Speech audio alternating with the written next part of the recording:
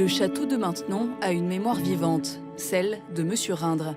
Lui et son épouse sont les derniers propriétaires particuliers du domaine. Il se souvient de son état quand ils en ont hérité en 1953. Les bombardements juste après en 1945 et avant avaient fait que le château n'avait plus ni toit ni fenêtre pratiquement. Beaucoup des plafonds étaient effondrés, la plupart des portes intérieures étaient soufflées. Néanmoins, nous étions jeunes et probablement un peu inconscients.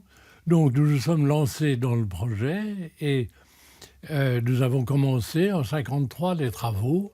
Ils ont poursuivi les premiers travaux engagés par l'État et ont consacré leur vie à redonner au château tout son éclat.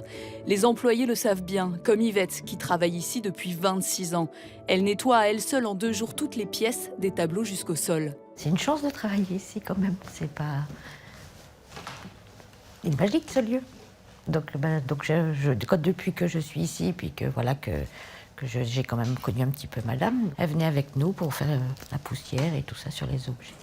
Le château est si bien entretenu que les visiteurs ne s'y trompent pas. Leur nombre a quadruplé en 10 ans.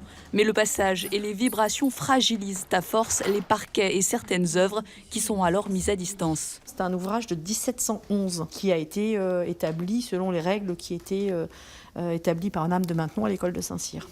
Alors pour mieux protéger les collections comme ces 2200 livres, le château fait partie depuis l'an dernier d'un nouveau programme européen de conservation préventive.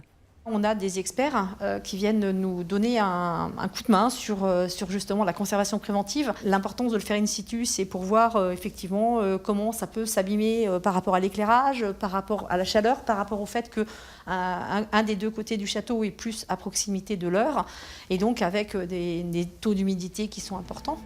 Un problème d'humidité, c'est en partie ce qui avait détérioré la voûte de la grande galerie. Après avoir réparé tous les stucs, fissures et écailles, les restauratrices repeignent avec des pigments soigneusement choisis.